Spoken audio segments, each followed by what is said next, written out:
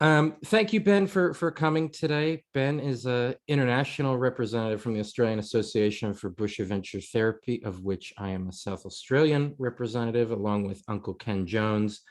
And we have the ABAT Forum this year. If you're in Australia or if you're anywhere and want to fly over for it, that's pretty cool too. In October. That's nearly sold out. I have a link to that in the resources packet that I'll share while Ben's presenting. But what's really funny is I've been working with Wayne Enright, who's a deputy chair of the committee, in putting the schedule together. And we made a survey. We sent it out to all the participants of which presentations, top 10, would you most like to attend? And so that way we could figure out where to place everything and get the scheduling right. And Ben, your workshop is beating everybody by more than 15%. You're beating you. So Ruth and I were joking the other day. I said, he's either filled this out 600 times himself. Yeah. Or he's won, or you're beating out all these great presentations. And I thought that was so cool. I went, wow, that's so exciting. And so congratulations on your early win. And now Cone of Silence, never bring it up again. But Ben, I will pass over to you. Thank you so much for coming and joining us. And as always, to everyone in the meeting, feel free to put questions in the chat box. I will watch that. And hopefully we can have some dialogue as well about some of the stuff Ben is working on. So Ben, over to you. Thank you so much. Thanks very much, Will. Look, crikey, that's hearing that is like, okay, pressure's on for the forum in Adelaide in a few months. Oh, it's only a month now. Right, so I just wanted to start out by acknowledging that I'm joining today from Pangarang country, which is in northeast Victoria, actually right on the border of Pangarang and Tangarang country. And I'd like to pay my respects to Indigenous people of this land and elders past and present. And while I acknowledge that these lands were never ceded, I also really want to acknowledge the ongoing transgenerational trauma that whiteys like me unwittingly perpetrate, the sort of blind spots that I carry into my own acts of colonisation. And the work of decolonising my practice and my ways is really an ongoing work. And I hope that attending to these things can lead to greater understanding and healing. And I hope that there's a connection point between that work and the work that I do with people outdoors on a daily basis. So I've got a bit of a presentation here that I'll run through, but along the way I'm going to add in some questions for you that I guess to reflect on and think about in relation to your own work and your own practice. For me, I'm just trying to get this, there we go. So start off on a bit of a personal note. I was, I guess, a child born to hippie parents in the 70s, and I've spent a good part of my life exploring the outdoors and exploring nature and finding a sense of home there. And I've always felt a fairly strong emotional connection to the land and a fascination with exploring and seeing how, in that middle picture there, how life is surviving and willing to live in really astounding contexts. And this is a sense of home and connection that I share with my children, and something that I'm really committed to emulating through my professional practice as well. So it's a curiosity about how people, when you introduce them to nature in gentle and exploratory ways, often come to value that connection and the health-giving benefits that can come with that connection to place and to connection to nature. And I guess bringing nature to mind early on, and that piece around connection to nature, the image in the screen at the moment, again, on a personal note, it's a place, it brings up a sense of a place that I've only experienced in a couple of places in this country, where I feel a really complete sense of calm and groundedness. And I know that when I go into nature, generally I can feel that my heart rate decreases, and I can feel my body grounding and coming into sync with the rhythms of that place. And the two places where I've felt that the most strongly, I think I can remember in the middle of the desert in the centre of Australia, where I've spent a fair bit of time. And the second one really surprised me, which was in the middle of the ocean, in between Victoria and Tasmania, and on an incredibly calm day. And this picture brings that to mind for me. And even looking at it can bring that sense back. And so it helps me go into this presentation a little bit and calm some of those presenting nerves a little. And I guess I just wanted to pause there for a second and invite you to think about what those personal values and ethics that you bring to your work are and where they come from.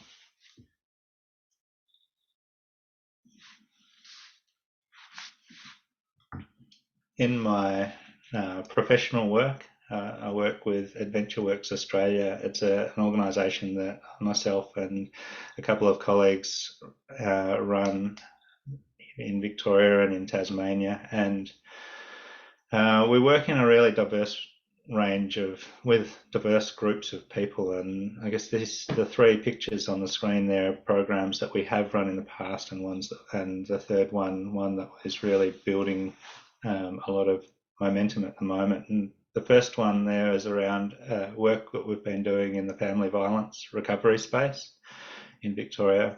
And the second one there's a work that we did with some police officers in rural Victoria as well, working with the building their understanding of the stress that they carry in their day-to-day work. And the last one's working with young people who are in out-of-home care down in Tasmania, and really quite complex and challenging situations. So bringing those personal ethics and into professional work is, I guess, an ongoing process, and I don't think I've got it nailed by any stretch of the imagination. And some of the ideas that I'm sharing here today are kind of a work in progress, and so we're moving along with that and working to bring some of these ideas into our practice in fuller ways as I go. So take it as that, as a work in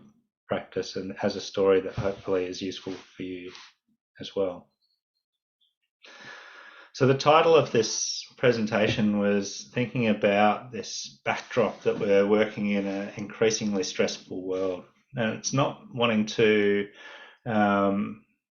move into thinking about the work that we do with a sense of despair, but thinking about this nature connection piece as a really hopeful aspect of work within the broadest spheres of health that you can imagine. In this presentation, I'm using the word stress in a bit of an ambiguous way. I'm using it both as an analogy or as a mirror for thinking about our broader context, and I'm also using it in really specific, quite literal ways in relation to how stress plays out in our bodies.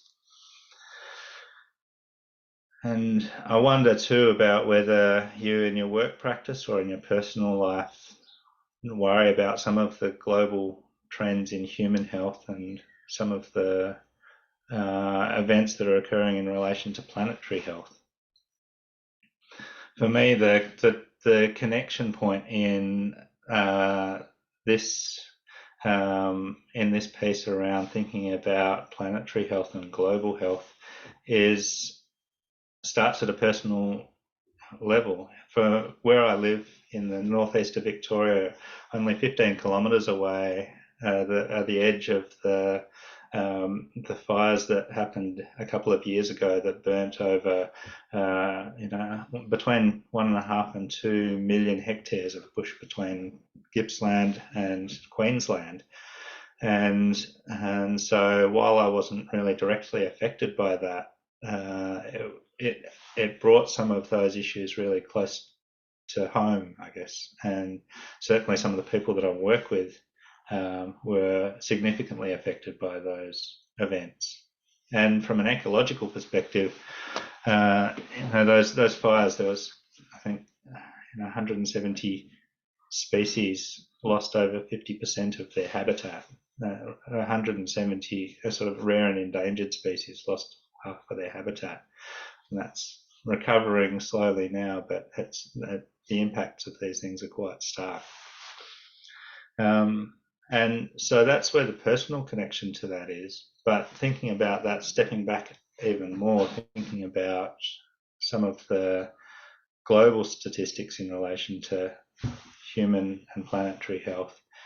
The World Health Organization at the end of last year released their global humanitarian overview, and that really shared the two biggest burdens on human health that they cited at the beginning of the report were COVID-19 and then climate change. And it really placed climate change and weather-related events right alongside the health effects for humans. So, okay, bear with me here. It's a question, I guess, to ponder, I think, or to reflect on, to take away. Now, how do we come to understand our personal connection and our agency in relation to these big issues without becoming overwhelmed by hopelessness? You know, the idea of planetary health is not new, but the urgency, I guess, of action and on climate change is really coming to the fore. And there's been some really inspirational work by people like Howard Frumkin and Susan Prescott and many, many others that think about the ideas of planetary health and how to zoom down from those big concepts through to our day-to-day practices. And Susan Prescott frames these sees planetary health as the interconnections between our living attitudes and our practices towards each other, how we are towards each other and the environment and the grand ecological challenges that we're facing. And I try and bring that into my personal practice framework by keeping that idea of planetary health in the background of my thinking. Healthy planet, healthy people. Healthy country, healthy people. And wrapping my practice around these intentional and invitational practices and that have these ideas in the backdrop, and those personal ethics and commitments towards wanting to work towards a more just world, I guess, and a more sustainable world, and the professional ethics that we attend to in working with others. And so again, this is a work in progress, and it's something that we're exploring through AdventureWorks as well.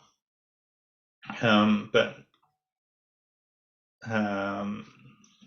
drawing on some of these ideas of planetary health, I'll let you just read through this for a minute or so.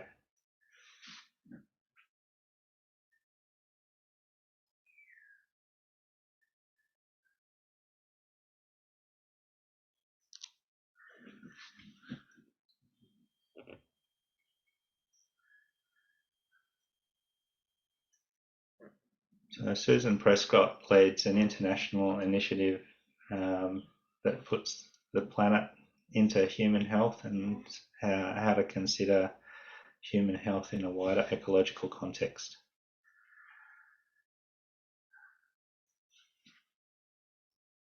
And there are some things that I draw out of that, which I'll get to in a second.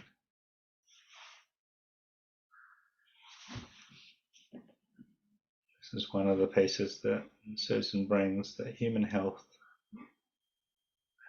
Susan, I'll just go back a step here. Susan Prescott's an immunologist, an allergist and a paediatrician, and she's also the co-founder of In Vivo Planetary Health. And she says that human health must be seen in the wider context of the interconnected grand challenges.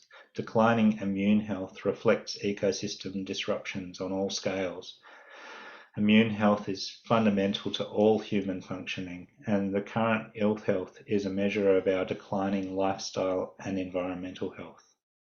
Restoring human health on all scales will depend on an ecological perspective. So I add to that a little bit.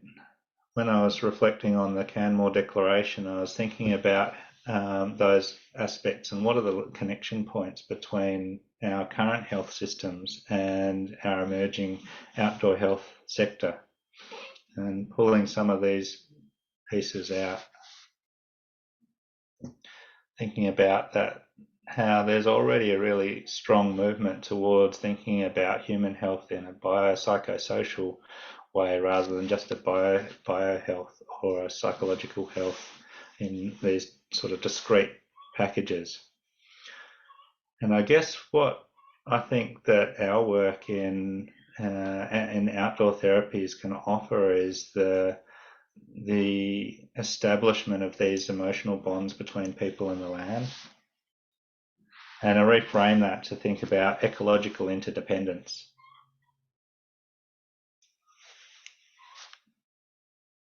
And so moving into thinking about drilling down from these bigger ideas of planetary health through to our work and our practice.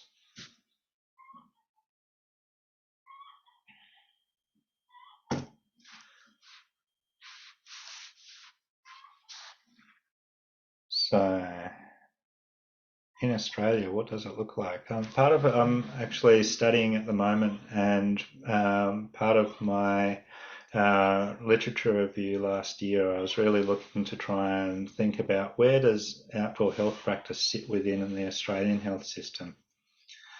And in Australia, diagnosable mental health disorders make up 6 out of the 20 leading cause of non-fatal health burden. And putting that in a global, and some of the global statistics, things like these are some of the, I guess, disparate ideas that come together where we can have a bit of a contribution, I think. So it's drawing that together. In the US, researchers describe an emerging loneliness epidemic linking social isolation to multiple acute and chronic health conditions. And it's not a dilemma that's limited to the US. Globally, the rate of non-communicable and chronic diseases is increasing substantially, and many of these diseases and illnesses are mediated by lifestyle and environmental factors such as increasing urbanisation, decreasing in physical activity, decreasing access to green and blue spaces. And in rural settings, communities are grappling with greater stresses on ecological systems and increasing isolation, and generally face poorer health outcomes than in the cities. And so all of these things sort of paint a real need for non-medical, non-pharmaceutical interventions to treat things like anxiety and depression and other non-communicable disease. And so I think framing up a place for our work in the broader health system is really important in this. Some of the work that we've been doing, I think, in Australia is really to try and centre that ecological piece.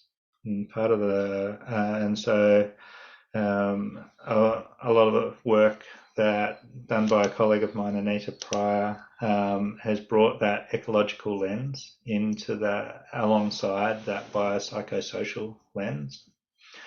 And so when I was looking at the literature in the last year, I was looking at what are the, rather than saying what does outdoor therapy provide as far as benefits goes, really looking at what are the potential benefits. And so in the next couple of slides, this just tries to share some of those in a loose way. And I really intentionally use the word potential benefits there because I think they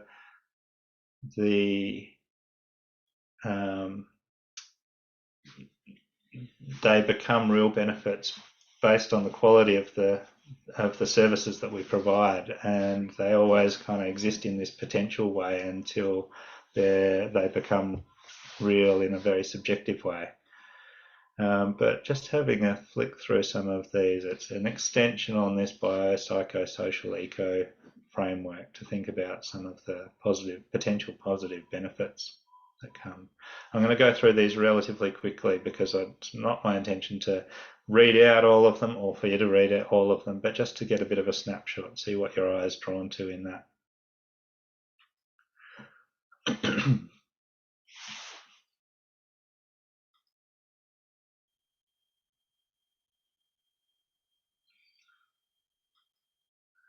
And it's also, I wanted to, if you've seen some of our presentations in the past, this slide comes up and it's a really important one for us just to check and say, we don't have the polyanalyst view that outdoor and nature-based approaches are for everyone, and they can be used in really harmful ways. And that for some people, going out into nature and that piece of exploring nature is actually quite a stress-inducing process. And so how we go about it and the ethics that we walk into practice with is really important in framing it as a safe enough place to go and a place that can be conducive to health outcomes. But overarchingly, there's a really strong, so the evidence suggests there's a really strong correlation between connection with nature, spending time in nature, if it's a healthy relationship, that it has a stress reducing effect. And that stress, in a very real way, that stress reducing effect crosses over those boundaries of biopsychosocial. There's really strong evidence that time in nature, if that relationship with nature is good enough, is safe enough, that it can really provide a really increase in attention and focus and capacity to reflect and think about our day-to-day lives in new and important ways. And for me, the last part here, which is the ecological benefits of nature, supporting nature connectedness. There's a real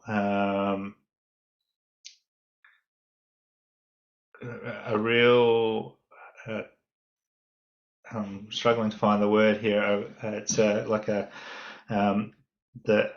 grounding and light bulb moment for me went off when I was finding some of the research that suggested contact with nature can provide a prophylactic, like a preventative health benefit for us if we encounter the outdoors early in life.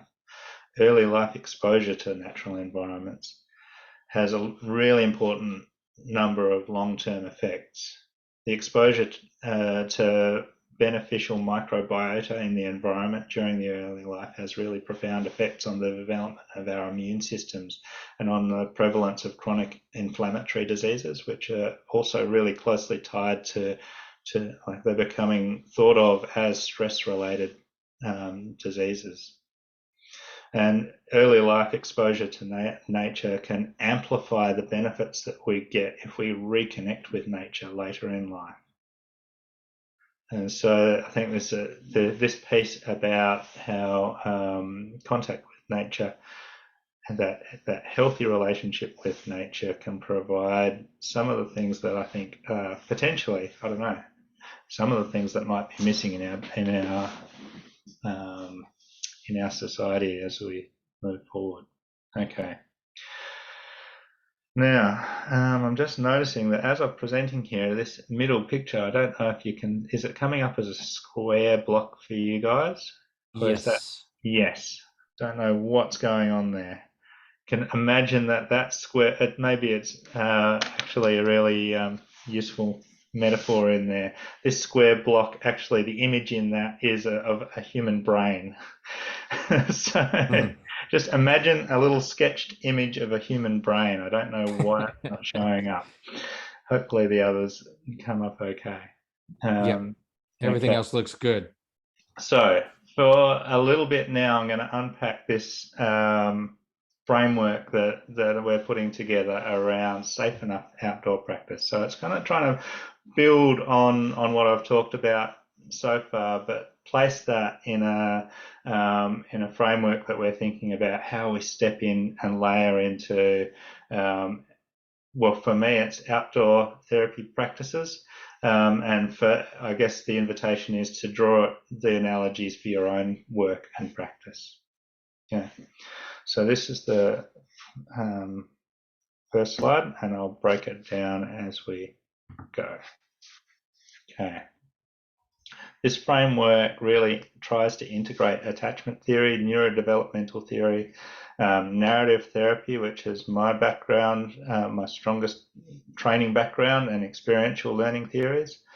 But I'll touch on those just a little bit as we go through. I'm going to skip through there because I'll go back a step first. So thinking about this idea of stress and some of the, I guess this is countering some of the old school thinking that was existing in this country more extensively maybe 20 years ago around how you use outdoor experiences and you drag people through these experiences, and you hope that they come out more resilient, and it might be a little bit hit and miss in how it works. So some of the principles that I'm introducing just at the beginning here are trying to set up why this is different to that, and why we're wanting to stage and progress into an experiences of outdoor work that are safe enough. So this is, I guess, closest to a universal idea around something the conditions that are likely to induce negative stress, and distinguishing between negative stress and sort of positive stresses, the sort of stresses that can lead to more vulnerability, or the stresses that can lead to more resilience. So think about the role of uncertainty in any of the practices that you might offer. Think of lack of information and loss of control as three really driving factors towards stress that leads to more vulnerability.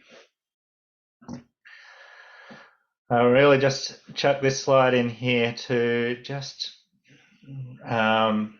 there's still some schools of thought that think about stress as purely a mental or psychological phenomenon. And I just want to make sure that from my perspective and the practices that I adopt, it's grounded, the concept of stress in this case for humans is really grounded in biophysiological ideas of stress. Okay? When our body is responding to threats in the outside world, there's a chain reaction of neurophysiological and biophysiological processes that increase the amount of stress hormones that exist in our body, and that has really profound effects on us that can be lifelong. So this chart here is really thinking about, and I'm assuming that most of you coming into this session have some ideas about current trauma-informed practices, and thinking about states of regulation and states of and this idea of a sense of and a felt sense of safety and a felt sense of fear or terror. And so the left-hand column in this slide is really trying to trace those different states of regulation, that calm, alert, alarm, fear, and terror. And the middle column here is talking about some of the our names that we've given to, common names that are given to the responses that our body has to those states of safety or states of fear. And so most of us are aware of that fight, flight, freeze response, but the other ones that are around this, that sense of calm and sense is associated with a sense of with capacity of freedom to make choices, freedom to and physiological ability to take care of some of our body's autonomic needs too. So I'll go up this middle column here very quickly. That flock response is noted as a response. Some of you might be familiar with it, but it's the idea that if we have grown up and we live within a safe social context, then when a threat to that context comes up into the environment, that we look to each other and to the social connections around us for a sense of safety and what next. And so it's an indicator of healthy relational and response to threats. And as you go up here to that fight-flight response, this is really sympathetic nervous system engagement here, and really preparing our body for action. And it's an automatic response. It's a subconscious response, a non-aware response. We don't know that it's happening necessarily until it's happening. The fear, as this level of fear increases, this fight, flight, freeze response is sort of a that mix of both a sympathetic and parasympathetic nervous system engaging with our body and saying, okay, what's the next move here? And it's that sort of startle response that comes up. But we need to see that as this level of fear increases, so too does our body's response to that. And a dorsal vagal response here, that dissociation, faint and collapse response, is really our body preparing ourselves for imminent death, or to protect our body's systems from imminent attack. And these processes occur below the level of consciousness, particularly. And so what does that say about the predominance of cognitive-based interventions that exist, and what does it also say about the embodied interventions that we have at our disposal, and that are really becoming much more popular in helping professions? Moving on to this third column here, I'm spending a bit too long here, but I just wanted to zoom in on this third column here and on a couple of things. That where some of these states, autonomic states, are really conducive to different things. So that calm state and that mildly alert state are really conducive to learning and growing and healing, to social engagement, and really conducive to digestion and recovery. And so they're necessary to be in that state before these things can happen. When we're in this fear state, we're really unable to. There's the concept of cortical shutdown, or state-dependent function, that when we're in a state of alarm and fear and terror, the top parts of our brain really do shut down quite starkly. You probably have all experienced this working with people. Okay, so this is a slightly different representation of that through the polyvagal framework. I'm just going to bring all of these up at the moment. Stephen Porges uses the term neuroception to talk about our body's capacity to detect threat and safety in a non-aware way, below that level of consciousness. But thinking about this is the zone that we're wanting to be working in here. And so these are just sort of stepping stones for laying the foundation for this framework that I'm coming back to now.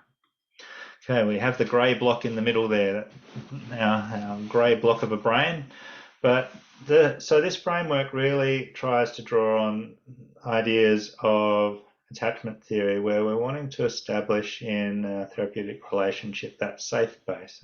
Really familiar concept, really common to most helping professions, I imagine.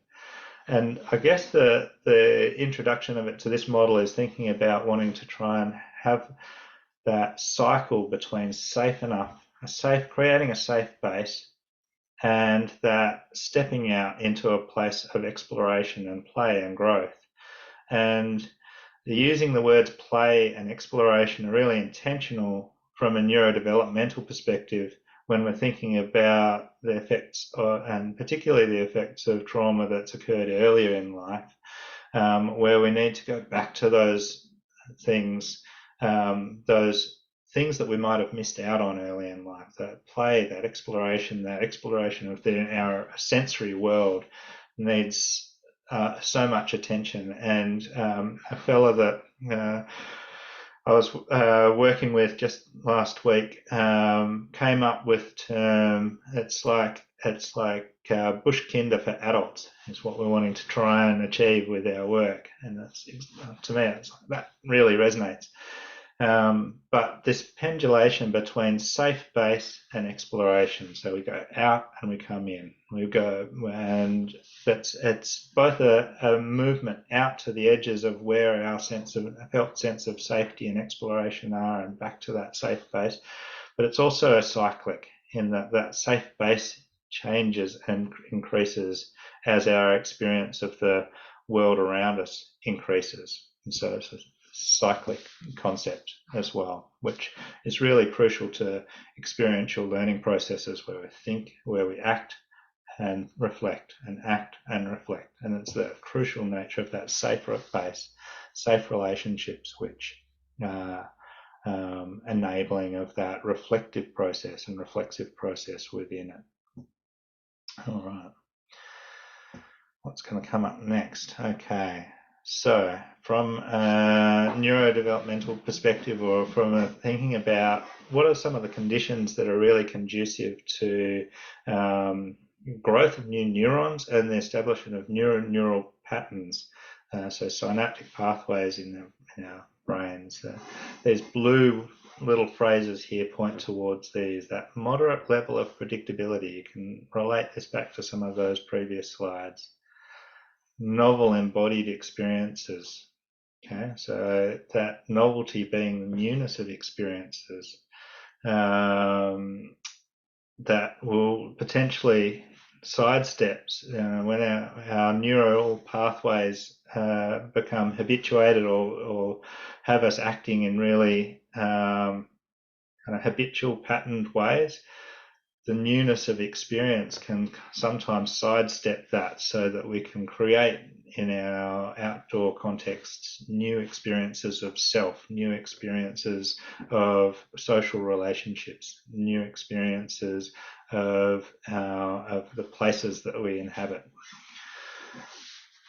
The idea that we need physical and emotional space to be able to process and embed some of the novel experiences in new neural pathways, and the safe, welcoming relationships. All of these things are really conducive to neural growth and neural organization in healthy ways. And so finally, in this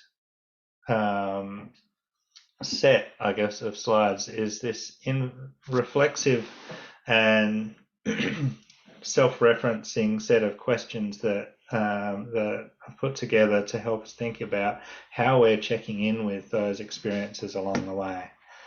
And so these questions we use both in how we're thinking about planning the experiences that we might offer. We also use them in how I imagine the participants are feeling, sensing, and experiencing the processes that we have to offer. But we're also asking them in ways, we're using these as a basis for checking in with people along the way as well. And it's introducing this concept of safe enough, which is that we enter into this work, I think, from a position where that is inherently unsafe. Often the people that we're working with are coming from contexts that are incredibly unsafe. And so there's only degrees of safety that we can establish, and we want to get to that point of safe enough. I feel safe enough with this leader and this group and this place. Safe enough to say no, safe enough to try something new, safe enough to reflect and digest and to sleep. Safe enough to share the stories and ideas and plans, and safe enough that if things do become overwhelming, that I know where to turn to find safety again. And so you can see how these questions are fulfilling a range of different pieces in thinking about how we do what we do in our work practice and in an experiential and nature-based practice. Okay, so I think that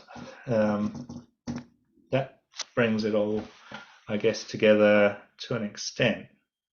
And I'd be really interested to hear what questions that you've got, or any questions that you have, Will, or things that you think would like me to touch on a little bit more in the last little bit of time that we've got together. No, I'd love, thank you, Ben, so much. I'd love to invite anyone to pop in the chat box or pop off mute if they want to ask Ben a question about the model.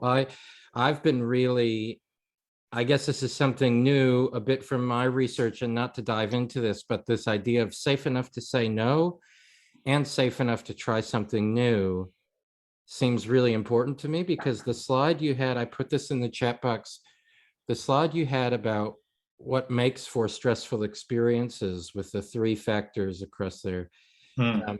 There have been, programs calling themselves therapeutic all around the world that have also used those intentionally as practices to be unpredictable,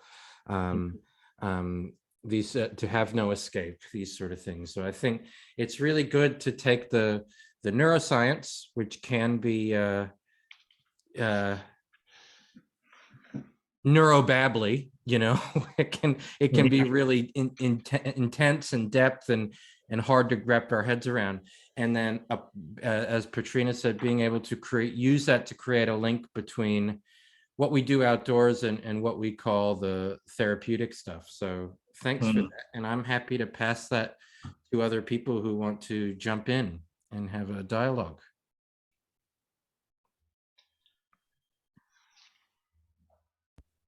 Tanya? Hi, I have a question. Yeah, sure. So I guess I'm quite interested in where you see this fits in with the whole idea of forest bathing, like the sort of the Japanese idea of Shinrin-yoku, which is that slow immersion. And I mean, certainly when you say, the idea of I feel safe enough to say no, that is very much, I think, embodied in some of this nature immersion. That's a very slow experience, as opposed to I guess going in. So some people, I guess, can still be trying new things, but I think it's in a much safer way. What are your thoughts on this whole sort of nature immersion in a slow way? Oh, look, there's lots of things that I'd say about that. I have dived a little bit into the literature around forest therapy, and they're doing some really cutting edge research in measuring the biophysiological effects of nature connection.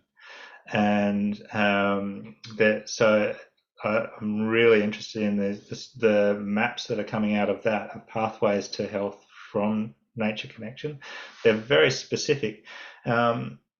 I guess what I'd say to that is that there's so much diversity in people and groups of people, and that I think that there's definitely a place for a really diverse range of approaches to nature-based therapies and to outdoor health practices, because that need is so diverse, and in starting to talk to people around the country who have been practicing in these sorts of ways, and I say these sorts of ways that bring together a component that's nature-based, that's connecting with the outdoors, that is intentionally towards health outcomes in a broad sense of the word, but also responding really specifically to needs that have come up within their community.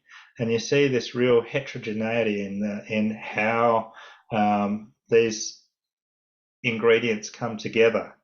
And yet there's also in terms of what the structure of the program looks like, and some are quite fast-paced and highly active, and certainly a lot of the work that I've done with adolescents in the past, some of the hooks for them to come along where I want to go abseiling, or I want to go on even if it's I want to go camping, or I want to go fishing. The physical engagement is a pathway into that connection piece, and so I guess I'm taking a long way around to your question, which is I think that also that nature immersion piece, that slow, graduated stepping into a connection with local nature or specific forest schemas that have been developed, is another way of going about it that is going to really work for some people. And I think particularly for people who initially might be hesitant about saying, what's this nature piece? What does nature and me look like?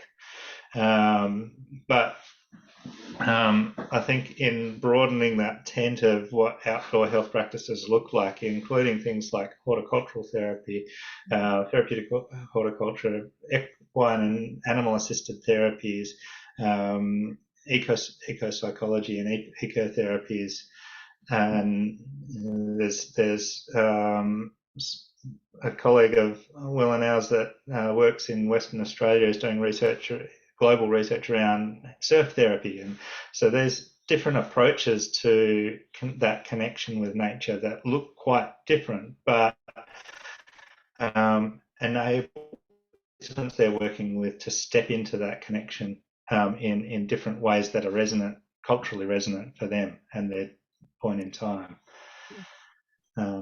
That's a good answer, Ben. And when Nevin and I did the Outdoor Therapies edited book, we included a chapter from Wonsup Shin and one of his colleagues in Korea, who's been one of the leading researchers in this kind of idea for 30 years of forest therapy research, which is pretty amazing considering it feels like it's taking the world by storm, fairly new.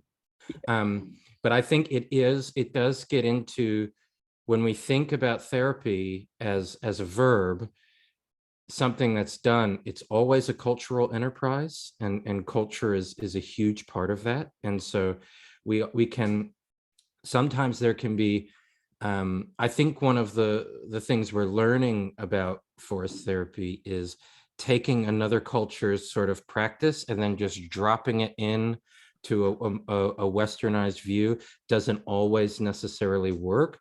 But one of the things that Nevin said when we did that book was, why don't we use the term outdoor therapies?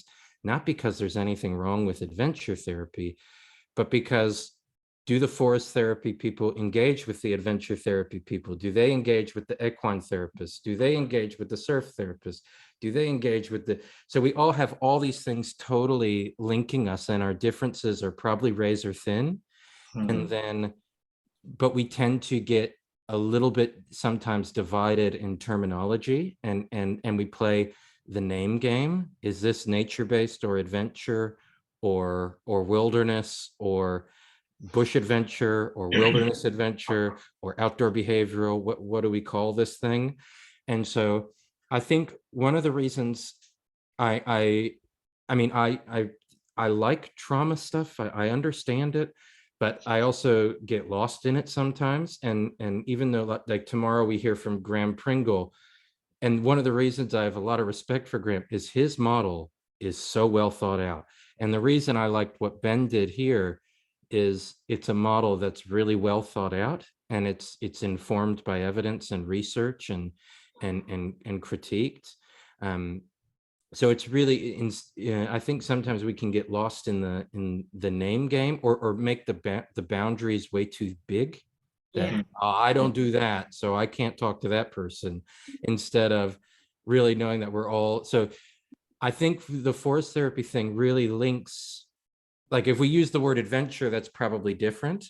And I'm with Ben that I work with teenagers, and sometimes not going to school for 2 weeks so I can go hiking in the mountains is a real good a good way to coerce people onto your programs. And so,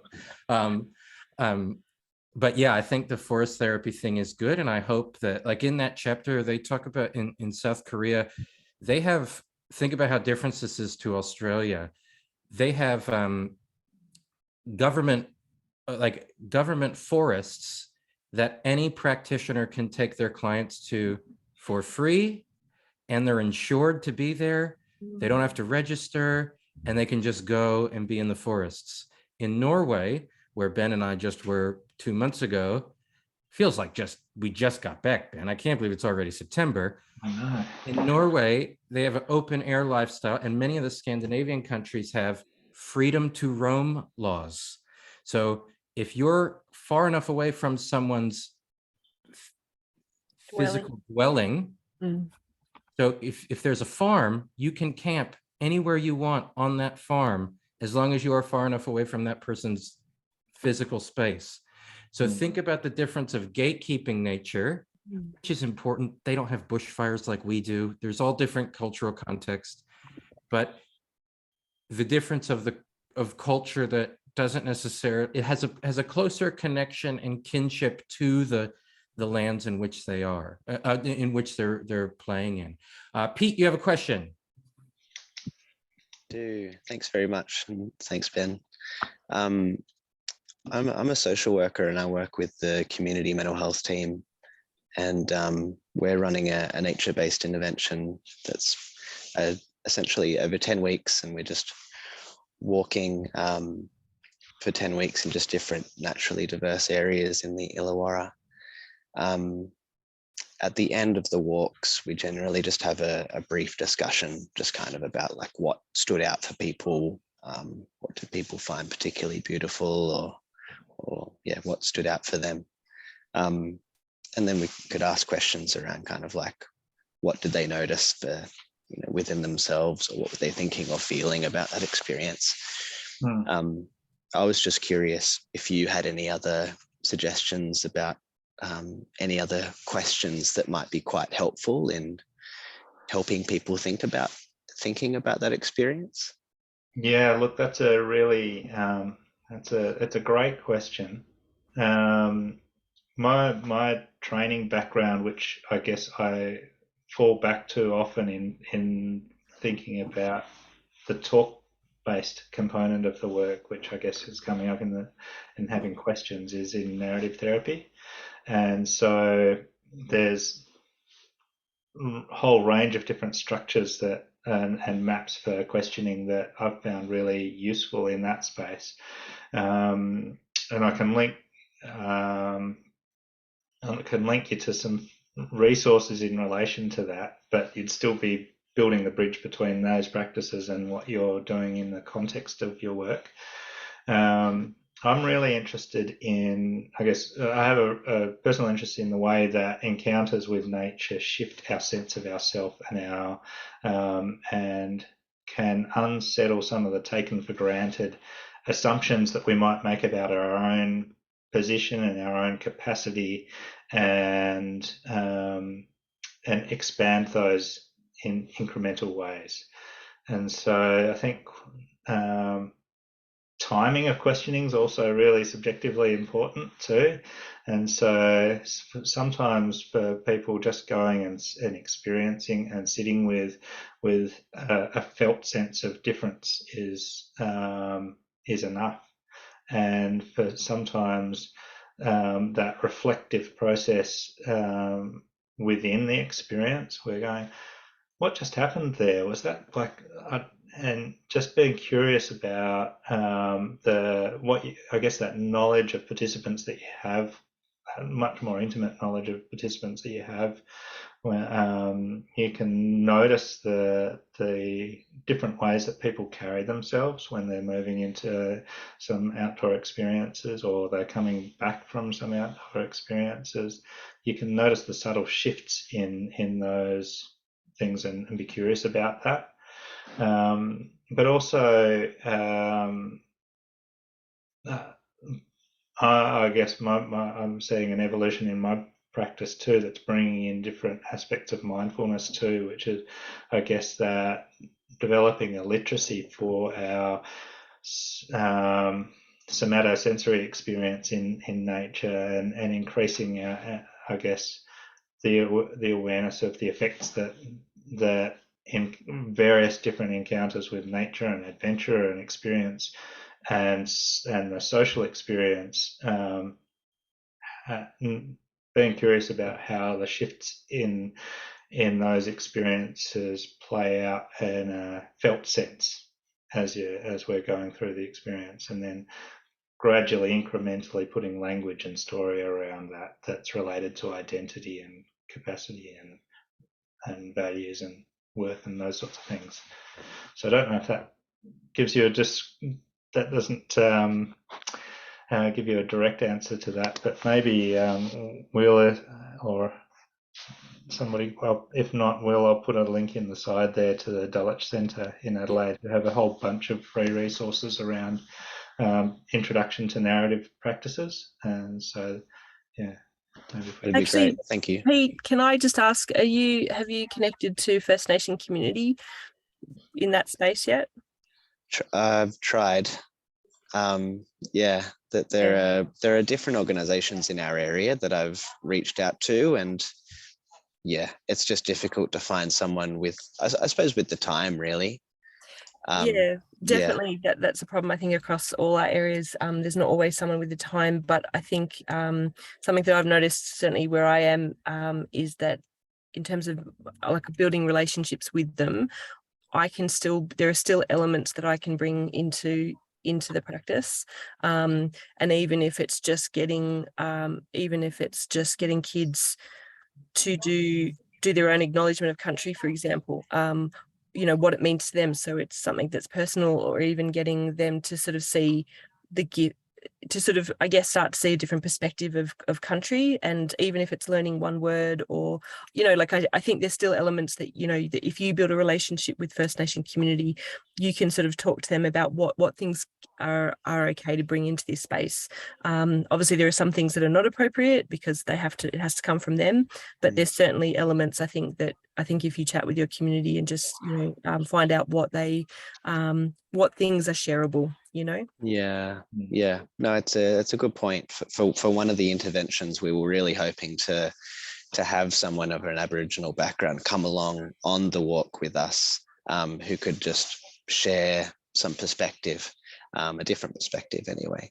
But that's just been harder to do. And we have that same problem up here, as our elders are very have a lot of demands on them, but there's certainly elements that in building my relationship with them, I've come to learn the things that I can share and that are shareable and that are still respectful to First Nation community. So sure, no, good point.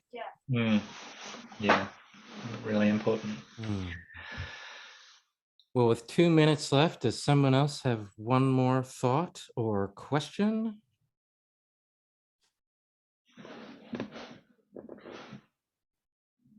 If so, you can unmute yourself. Another place to look, and this is a narrative thing sort of as well, and I come from a solution-focused background, so sort of just like narrative, but different and, kind of similar. And one of the things we think about is, can the experience in nature also be another exception to the problem? And so in narrative, we would ask questions about exceptions to the person's identity, the dominant narrative of their life, the problem story. And when we start having exceptions, it can help to start externalize the problem. And so in adventure therapy, one of the things we can do is, if someone has had this really, let's say you have a person who's referred to you for their substance use, they go on an adventure with you and they have a lot of fun with no substances. That can be one piece of evidence into the narrative that I don't have fun unless I have substances. Well, we just did, right in front of you. And so you can live out the exceptions. You can live out the exceptions through the way we ask questions. Thank you for that, Joanne. Thanks for sharing that. And so sometimes solution-focused questions in that narrative of, when a client says, "This was amazing," we can say, what was different? What difference did that make? When were you at your best? How will you know if you're taking this home with you? How will your family notice that you're still at your best? How will your partner notice? How will your dog notice? And then they start building a narrative, ideally, about how that experience, the cash value of being outdoors in their life when they leave the session. So solution-focused and narrative, if we think there's big differences between adventure therapy or wilderness therapy, the differences of the talk therapies are even smaller. And so they're virtually invisible, some of the differences. But So it's good to have a theory behind the questions we ask and how we reflect on those things. And so I think narrative and solution focus do fit very seamlessly into an adventure role, because there is a journey and there's exceptions to problems. And so we don't have to talk about problems all the time, because we're living out a solution and living out feeling good. Yeah, so I think that can be good. Ben, thank you so much. Any final words from you? Look, no final words, but just to emphasize that point, I think that yes, all of the comments that Will was making in relation to restoring and you're providing the opportunity for a new experience of self, and the ways that you can explore that are really vast, I think. Yeah. Great. Thank you so much, everybody. If you're coming along to the next one, I think we have an hour and a half, and then we're on or something with Mark, which is, yes, we did invite a police officer for some reason. Okay, well, thank you, everybody, and I will see you all later. And thanks for attending, and thank you, Ben, for your wisdom and your discussing your practice. Awesome. Thanks, Will, and all. See you all.